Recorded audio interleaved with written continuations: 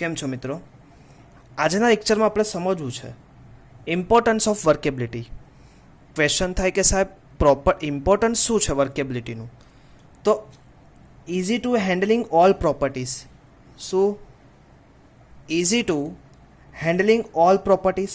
Segregation and bleeding is not, એટલે કે segregation અને બ્લીડિંગ કેવું થવું જોઈએ? ઓછામાં ઓછું થવું જોઈએ. અને પરમેબિલિટી અને પોરોસિટી કેવું થવું જોઈએ? ડિક્રીઝ થવું જોઈએ. Importance of workability easy to handling all properties, એટલે કે મિક્સિંગથી લઈને પ્લેસિંગ અને પ્લેસિંગ સુધી તમારું મટીરિયલ કેવું હોવું જોઈએ? ઇઝી ટુ હેન્ડલ, એટલે કે ઓલ પ્રોપર્ટીઝ આર હોમોજિનિટ. સેગ્રીગેશન અને બ્લીડિંગ કેવું થવું જોઈએ? ડિડક્ટેડ અથવા તો પૂરું જ થઈ જવું જોઈએ. સેગ્રીગેશન અને બ્લીડિંગ થવાના ચાન્સીસ કેવા હોવા જોઈએ? ઓછા.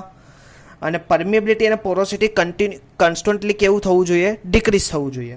That is called importance of workability. Clear?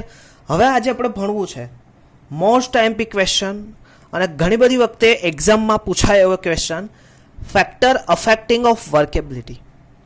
હવે વર્કેબિલિટી વિશે આપ જાણ્યું છે કે કોન્ક્રીટને મિક્સ થયા પછી એને ટ્રાન્સપોર્ટિંગ કરો, ટ્રાન્સપોર્ટિંગ કરીને એનું પ્લેસિંગ કરો, પ્લેસિંગ કરીને એનું સરફેસિંગ કરો, તો ત્યાં સુધી તમારો કોન્ક્રીટ કેવો હોવો જોઈએ? હોમોજિનિટ, એટલે કે એક સરખો હોવો જોઈએ, એનું મિક્સિંગ એક સરખું હોવું જોઈએ.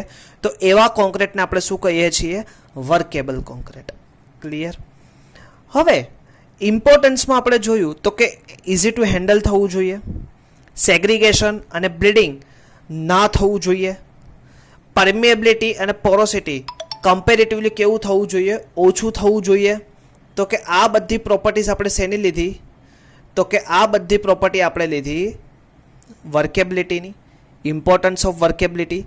હવે આગળ આપણે જોવું છે ફેક્ટર અફેક્ટિંગ ઓફ વર્કેબિલિટી, કે કયા કયા ફેક્ટર કે જે અફેક્ટ કરે છે વર્કેબિલિટીને. તો એમાં પહેલું છે વોટર કન્ટેન્ટ.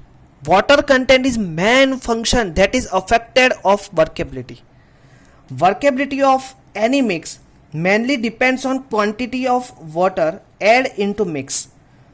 હવે તમે બાય સપોઝ જો તમે સિમેન્ટ, સેન્ડ, એગ્રીગેટ અને સાથે વોટર એડ કરો છો, પણ તમને સ્ટાર્ટિંગમાં મેં જ્યારે સમજાવ્યું હતું કે જ્યારે તમે વોટર એડ કરો છો ત્યારે સિમેન્ટ એક એવું પાર્ટિકલ છે કે જે વોટર જોડે શું કરશે? ડાયરેક્ટલી પ્રોસેસ કરશે અને એક જેલ પ્રોડ્યુસ કરશે. આ જેલ એટલે કે પેસ્ટ, આ પેસ્ટ શું કરશે? એગ્રીગેટ અને સેન્ડને એકબીજા જોડે કોહેઝિવલી રીતે જોડશે અને એક હોમોજિનિટ મટીરિયલ બનાવશે. હવે અહીંયા એક શબ્દ તમારે ખુલીને આવે છે, વોટર કન્ટેન્ટ શબ્દ આવે ત્યારે વોટર અને સિમેન્ટનો રેશિયો એક અગત્યનું ફેક્ટર ઊભું થાય છે. સમજીએ આપણે. હવે વોટર અને સિમેન્ટનો રેશિયો એ વર્કેબિલિટી જોડે શું કરે છે? ડાયરેક્ટલી સંબંધ ધરાવે છે. ક્લિયર? હવે તમે વોટર કન્ટેન્ટ જેટલું વધારશો એટલું ડાયરેક્ટલી તમને ખબર છે વર્કેબિલિટી શું થશે? વધશે. કેમ કે એની જોડે શું થાય છે? ડાયરેક્ટલી સંબંધ છે. ચલ પ્રપોઝનલી એટલે શું થાય? ડાયરેક્ટલી સંબંધ છે એની જોડે, કે જેટલું તમે વોટર કન્ટેન્ટ ઇન્ક્રીઝ કરશો એટલું સામે એનું વર્કેબિલિટી શું થશે? વધશે. એ તો ડેફિનેટલી છે. તો એક બાબતે સારું કહેવાય કે વોટર સિમેન્ટ રેશિયો વધે તો વર્કેબિલિટી વધે. પણ આપણે લોકો સાઈડ ઉપર શું કરીએ છીએ? વર્કેબિલિટીને વધારવા માટે આપણે શું કરીએ છીએ? વોટર કન્ટેન્ટ વધારીએ છીએ. પણ એની સામે એક વસ્તુ થાય છે કે water cement ratio is also inversely proportional to the strength. હવે તમે વોટર સિમેન્ટ રેશિયો વધારો છો તો અલ્ટિમેટલી તમારી સ્ટ્રેન્થ શું થાય છે? ડિક્રીઝ થાય છે. તો આ જગ્યાએ હવે શું કરશો? આ બે પ્રપોઝલને તમારે સાચવવા પડશે.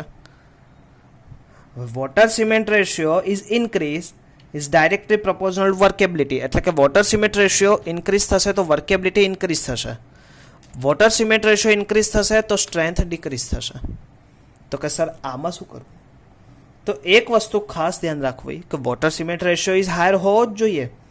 કેમ કે તમારે બે પ્રોસેસમાં આગળના લેક્ચરોમાં સમજે એવી રીતે વોટર સિમેન્ટ રેશિયો એવી રીતનું છે કે 23% વોટર તમારે શેની માટે જોશે? તો સિમેન્ટ જોડે પ્રક્રિયા કરવા માટે, અને બાકીનું 70% વોટર એની માટે જોશે કે જે વોઇડ્સ, જે પોર્સ આપણે સરફેસ ઉપર છે પોર્સને ઢાંકવા અથવા તો એ પોર્સની અંદર ભરાય સિમેન્ટ અને કોન્ક્રીટ શું થાય ભરાય એની માટે મારે સ્પેસ જોશે. તો કે 23 અને 70 ટોટલ કેટલું 40%, એટલે કે આ જેટલું તો શું થાય મિનિમમ કેટલું કે જે જરૂરિયાત પૂરતું વોટર સિમેન્ટ રેશિયો. આની કરતાં તમે બાય સપોઝ 50 to 60% તમે water cement ratio low is enough, પણ આની કરતાં તમે વધારો છો તો શું થશે? પ્રોબ્લેમ ક્રિએટ થશે અને સ્ટ્રેન્થમાં પ્રોબ્લેમ થશે. તો કે એની કરતાં બહેતર તમને એક બીજો ઉપાય છે કે તમે લોકો વોટર એડ કરો છો તો fluidity of concrete is increase, it's okay, પણ increase in workability increase, strength કેવી થશે? ઘટશે. હવે જો જેટલું પાણી ઉમેરો તેટલું તેની સામે તમારે શું ઉમેરવું પડશે? સિમેન્ટનું પ્રમાણ પણ વધારવું પડશે. હવે જેથી water cement ratio is constant રીતે જળવાઈ રહી અને વોટર સિમેન્ટ રેશિયો ઇન્ક્રીઝ થાય તો વર્કેબિલિટી શું થાય? ઇન્ક્રીઝ થાય.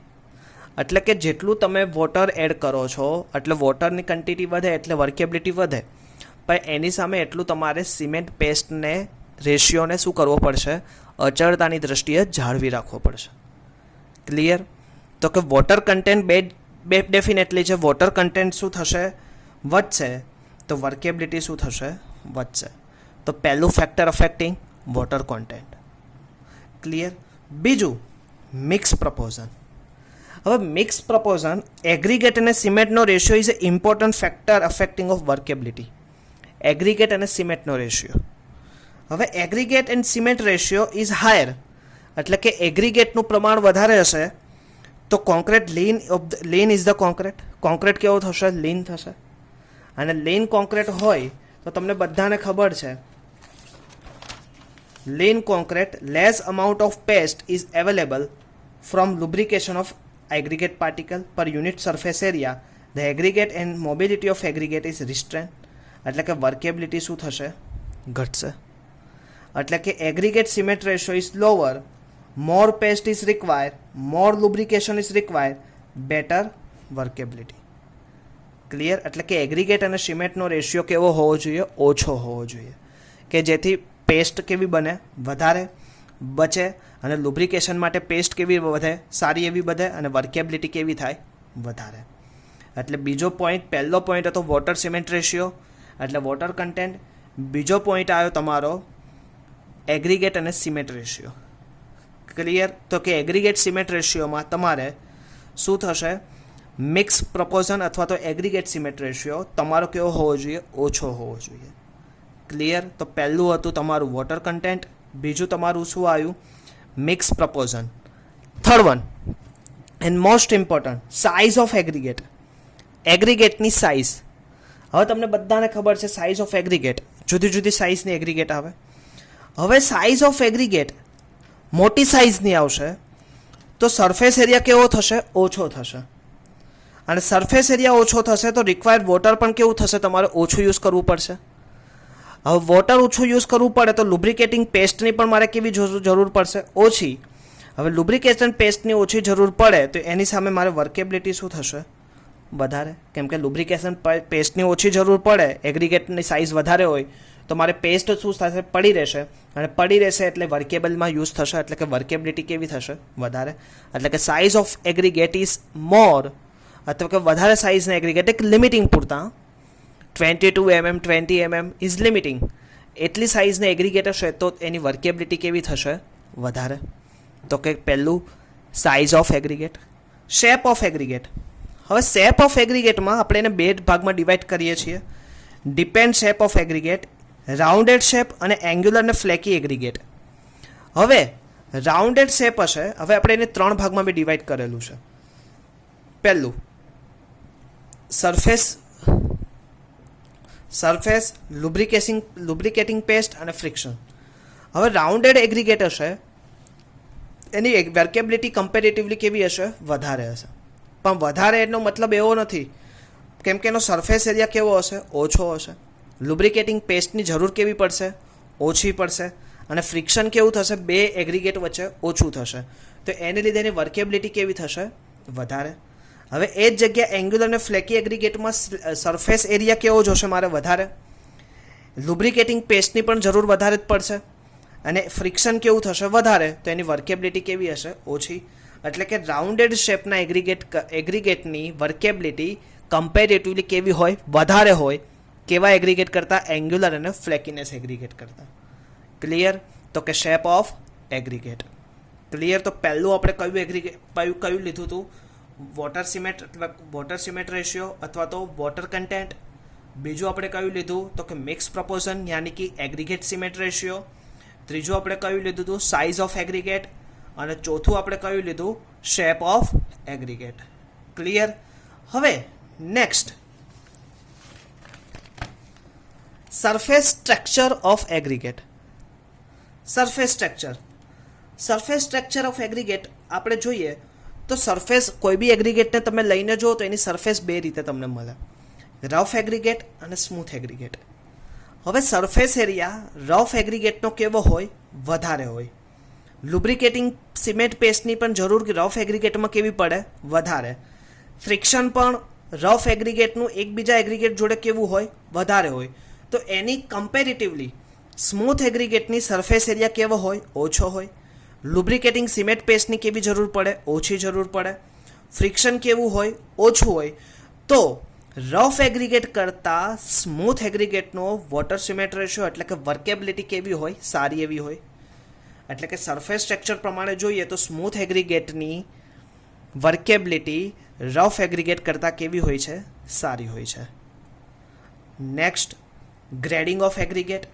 હવે ગ્રેડિંગ ઓફ એગ્રીગેટ તમે જોઈએ તો well graded aggregate is one which has the least amount of void in given volume. Well graded aggregate is one which has the least amount of void in a given volume.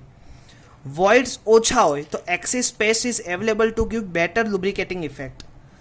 voids is comparatively low તો excess paste is available to give better lubricating effect. એટલે કે grading is well કે વેલ graded aggregate હોય તો voids કેવા હોય? ઓછા હોય. voids ઓછા હોય તો વર્કેબિલિટી કેવી હોય? વધારે હોય. તો આ બધા ફેક્ટર ધેટ અફેક્ટિંગ ઓફ વર્કેબિલિટીના છે.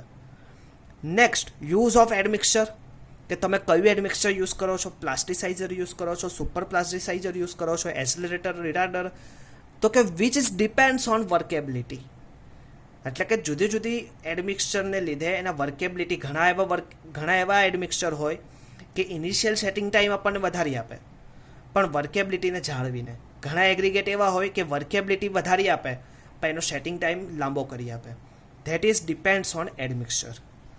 ટાઈમ કે કેટલો ટાઈમ જોતો છે વર્કેબિલિટી માટે, કે time is most effectively depends on factor of workability. Temperature. Workability is also reduce at a higher temperature. કે ટેમ્પરેચર જેટલું વધારે એટલું વર્કેબિલિટી કેવી થશે? ઓછી.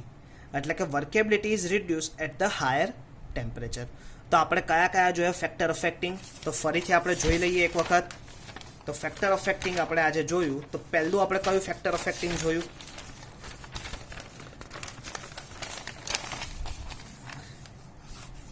તો કે પહેલું આપણે જોયું વોટર કન્ટેન્ટ. બીજું આપણે કયું જોયું? તો કે એગ્રીગેટ સિમેન્ટ રેશિયો યાની કે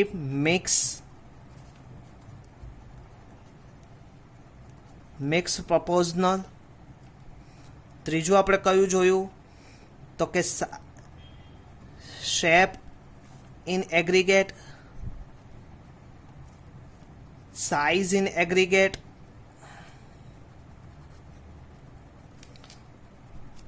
texture of aggregate,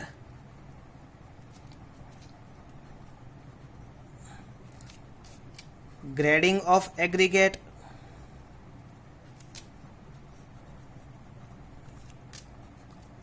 time scheduling of aggregate and temperature of aggregate. Clear? તો કે આ 8 આપણે ફેક્ટર અફેક્ટિંગ આપણે જોયા. શેની માટે? Factor affecting of workability. કયા જોયા? Factor affecting of workability. Clear? તો કે આ શું થયું આપણે ફેક્ટર અફેક્ટિંગ ઓફ વર્કેબિલિટી. આપણે ફાસ્ટ એક વખત રિવાઇઝ કરી લઈએ.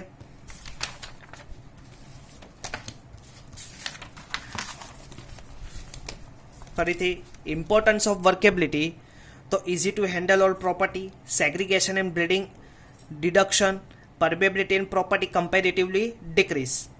ફેક્ટર અફેક્ટિંગ ઓફ વર્કેબિલિટીમાં પહેલું આપણે વોટર કન્ટેન્ટ. વોટર કન્ટેન્ટ એટલે કે શું થાય? વોટર કન્ટેન્ટ જેટલું વધશે એટલું વર્કેબિલિટી વધશે. વર્કેબિલિટી વધારવા માટે વોટર કન્ટેન્ટ વધારવું એવું જરૂરી છે, પરંતુ જેટલું તમે વોટર કન્ટેન્ટ વધારો એટલા એના સિમેન્ટ કન્ટેન્ટ પણ વધારવા જરૂરી છે. ક્લિયર? એટલે કે વોટર કન્ટેન્ટ, વોટર અને સિમેન્ટ રેશિયો વધશે તો વર્કેબિલિટી કેવું થશે? વધશે. ક્લિયર? બીજું આવશે મિક્સ પ્રપોઝન. મિક્સ પ્રપોઝનમાં એગ્રીગેટ અને સિમેન્ટનો રેશિયો કન્સિડર કરવામાં આવે છે. એગ્રીગેટ અને સિમેન્ટનો ratio is a important factor affecting of workability. Aggregate cement ratio is higher, concrete is lean. Concrete કેવું થશે? લીન થશે. અને લીન કોન્ક્રીટમાં less amount of paste is available for lubrication of aggregate particle per unit surface area of aggregate, and hence mobility of aggregate is restrained, તો workability is decrease. એટલે કે aggregate અને સિમેન્ટનો રેશિયો કમ્પેરેટિવલી કેવો હોવો જોઈએ? ઓછો હોવો જોઈએ, કે જેથી કોન્ક્રીટને લુબ્રિકેશન માટે એગ્રીગેટ પાર્ટિકલ શું થાય? વધે. અને પર unit surface area of aggregate શું થાય? વધે. અને એની લીધે શું થાય? મોબિલિટી ઓફ એગ્રીગેટ ઓછો થાય અથવા તો વધારે થાય, અને એની લીધે વર્કેબિલિટી શું થાય? વધે. એટલે મેં લખેલું છે aggregate cement ratio is lower, more paste is required, lubrication is required, and better workability is increase. એટલે કે aggregate cement ratio is lower, the workability is increase. Size of aggregate. The size of aggregate એટલે કે size of aggregate is increase, less surface area is required, less required water, and less required water, the paste is lubricated is more, the paste of for lubricating is more, the workability is increase. તો કે size of aggregate is more, તો comparatively workability is increase. Shape of aggregate. The shape of aggregate is two types, rounded and angular. Rounded aggregate and angular aggregate. It depends on surface area, lubricating paste and friction. Rounded aggregate, the surface area is less, lubricating paste is less required, friction is less to particle. The comparatively workability is increase. Angular and flaky aggregate, surface area is more, lubricating paste required is more, friction is more, comparative workability is less. The shape of aggregate, the rounded aggregate, the water cement ratio continues low, is a comparatively workability is more. એટલે કે water cement ratio ઓછામાં workability કેવી મળે? સારી મળે. That is a round aggregate. અને angular and flaky એગ્રીગેટમાં water cement ratio કેવો રાખવો પડે? સારો એવો વધારે રાખવો પડે, પણ એની સામે તમારે વર્કેબિલિટી મળે, પણ કન્ટિન્યુઅસલી તમારે વોટર સિમેન્ટ રેશિયો કેવો કરવો પડે? વધારે. The shape of aggregate. Next, surface texture of aggregate. Surface કેટલી હોય? બે પ્રકારની, rough surface and smooth surface. Rough surface માટે તમે જુઓ તો સરફેસ એરિયા કેવો હોય? વધારે હોય જોઈએ. લુબ્રિકેટિંગ પેસ્ટની પણ જરૂર કેવી પડે? વધારે. ફ્રિક્શન બે પાર્ટિકલ વચ્ચે કેવું થશે? વધારે. તો કમ્પેરેટિવલી સ્મૂથ એગ્રીગેટમાં શું થશે? સરફેસ એરિયા ઓછો રિક્વાયર્ડ જોશે, લુબ્રિકેટિંગ પાર્ટિકલ ઓછા જોશે, અને ફ્રિક્શન કમ્પેરેટિવલી કેવું થશે? ઓછું. તો રફ એગ્રીગેટનું વર્કેબિલિટી કમ્પેરેટિવલી સ્મૂથ એગ્રીગેટ કરતાં કેવી છે? લેસ છે, ઓછી છે. Grading of aggregate. Well graded aggregate is one which has the least amount of void in a given volume. એટલે કે voids કેવા હોય? કમ્પેરેટિવલી ઓછા હોય. કેવા? તો કે વેલ ગ્રેડેડ એગ્રીગેટમાં. તો grading is well, void is low, અને વર્કેબિલિટી ઇઝ ઇન્ક્રીઝ. કેમ કે લુબ્રિકેટિંગ માટે તમને શું થાય? લુબ્રિકેટિંગ માટે વોટર તમને મળી રહે. Clear? Use of admixture, time and temperature. તો આ શું હતા? Factor that affecting of directly or indirectly of workability of concrete. Thank you all of you. Next time આપણે ફરીથી આવા ટોપિક સાથે મળશું, કે જેથી તમે પ્રેક્ટિકલી એને સાઈડ ઉપર તમે ઇમ્પ્રૂવ થઈ શકો. સાથે સાથે વર્કેબિલિટીના આપણે ટેસ્ટ પણ જોશું. તો વર્કેબિલિટીના ટેસ્ટ કયા કયા છે? ફિલ્ડ ઉપર, તો એની વિશે આપણે થોડીક ચર્ચા કરી લઈએ. તો methods of measurement of workability. Methods of measurement તો કઈ કઈ મેથડ છે? તો કે સ્લમ્પ ટેસ્ટ છે, કોમ્પેક્ટિંગ ફેક્ટર ટેસ્ટ છે, ફ્લો ટેસ્ટ છે, વિબી કન્સિસ્ટોમીટર ટેસ્ટ છે અને કેલીબોલ ટેસ્ટ છે. તો કે આ દ્વારા તમે વર્કેબિલિટીને મેઝરમેન્ટ કરી શકો છો. ક્લિયર? તો કે આ મેથડનો યુઝ કરીને તમે વર્કેબિલિટીને પ્રોપરલી તમે મેઝર કરી શકો. તો કે આ શું હતી? Methods of measurement of workability. તો પછીના લેક્ચરમાં આપણે સ્ટેપ બાય સ્ટેપ આગળ વધતા રહીશું. ત્યાં સુધી thank you all of you.